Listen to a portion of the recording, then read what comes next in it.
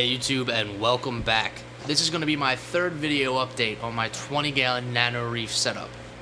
Now, if you've seen the other videos of the build, you know that it's been pretty slow going for the most part. Since the tank cycled, I've only really added one coral and some hermit crabs and some snails.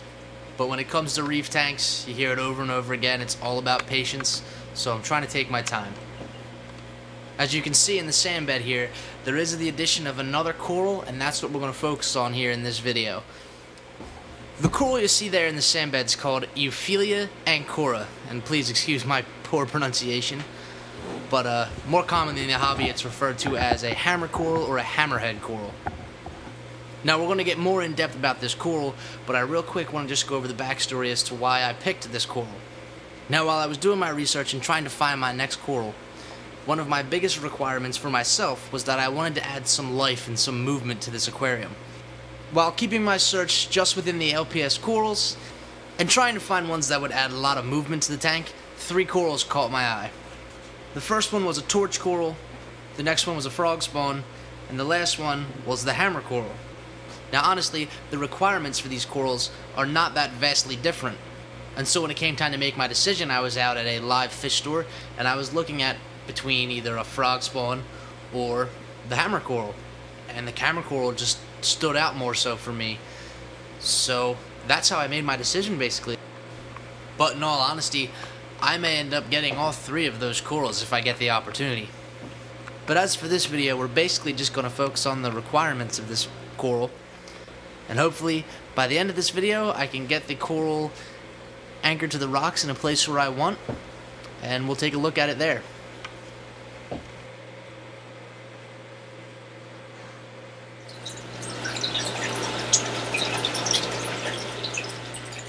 So let's get started by looking at the lighting requirements for this coral. A lot of the research I did claims that this coral will do better under fairly intense lighting. Now as you can see here, I'm using a T5 unit. It's got 2 10,000 Kelvin daylight bulbs and 2 actinic bulbs, also some LED lunar lights. But what's cool is, when I went to the live fish store to buy it, they were actually using the same exact unit that I'm using on my tank, on their frag tank. So that just gives me a little added confidence for the T5 unit that I'm using. Now I will be moving the coral up higher onto the rock structure. That way it'll get more intense lighting from the T5 unit. But for right now, I'm going to let the coral photo acclimate in the sand bed. Hopefully by the end of this video, I'll have the coral up on the rocks.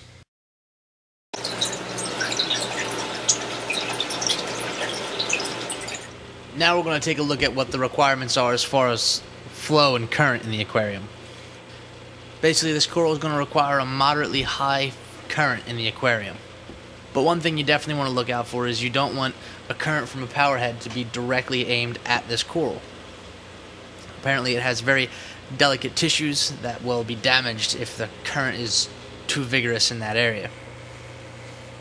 When I first placed the coral in the tank down there in the sand bed, I actually had one of my power heads, you can see there off to the right, aimed almost directly down at it. So I had to adjust the location of that power head, and I have it aimed slightly towards the back now. And when I finally get the coral anchored to the rock somewhere, I imagine I'm probably going to have to adjust the angle and position of those power heads again.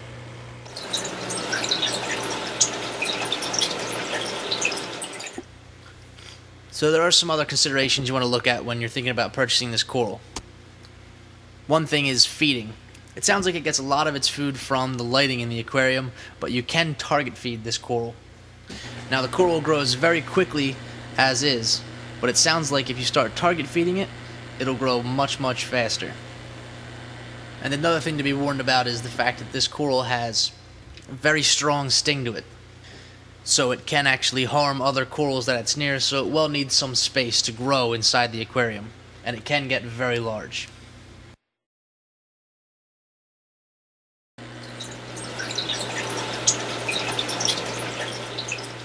So I got the coral placed on the rocks where I want it, and we're going to take a look at that here. Now I had a little bit of trouble doing this. With my other coral, there was no bulky piece of live rock on the end of it or anything like that, so I just slipped it into a crevice on the actual live rocks and it's stuck there pretty nicely. but this coral has a large piece of live rock on the end of it. So I managed to find an area where I could wedge it in there pretty good, and it's not going to go anywhere. But I was just wondering how you guys anchor your corals to the rock. I've heard of people using zip ties and fishing line, things like that. I didn't really want to put that in the aquarium. Plus, the live rock's pretty set where it is, so I don't want to disrupt anything to get it in there. So if you guys have any suggestions, I'd love to hear them. But as you can see here, I placed the hammer coral pretty high up on the live rock, so it should be getting some adequate lighting. I adjusted the power heads so it wouldn't get any direct blast from any current, and it's not being pushed around too terribly, but it still has a pretty high current in the area. So I'm going to leave it here for a little while, observe it and see how it does, and we'll check back with it next time.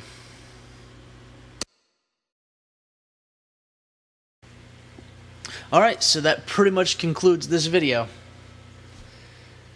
Hope it was informative, hope it helped you guys if you're looking at getting this hammer coral. For now, we'll take a look around the tank and talk about what I want to do in the next video. And in that next video, I'm hoping to get some fish in this aquarium. I have an idea of what fish I would like to put in the aquarium, but I definitely want to do a little more research and see what other options are out there. So next time, we'll definitely take a look at that. We'll take a look around and see how all the corals are doing. And that'll be it. I'm also trying my best here to up the quality of the videos as I get more in depth with them and things like that. So hopefully that's coming across in these videos. Any suggestions are welcome. And as always, thanks for watching, and let me know what you think.